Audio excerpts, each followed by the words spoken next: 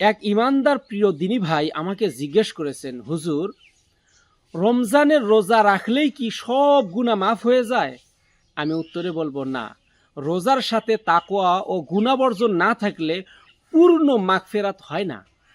এ ব্যাপারে রাসূলুল্লাহ সাল্লাল্লাহু আলাইহি সাল্লামের ফরমান হলো, মাল্লাম ইয়াদা কওলা জুরি ওয়া আমালা বিহ, যে ব্যক্তি মিথ্যা কথা ও মন্দ কাজ বর্জন করে না, ফালাইসা লিল্লাহি হাজাতান ফি আন ইয়াদা তুআমুহু ওয়া শরাবুহু, ওই ব্যক্তির শুধু পানাহার ত্যাগ করার আল্লাহর কোনো প্রয়োজন নেই।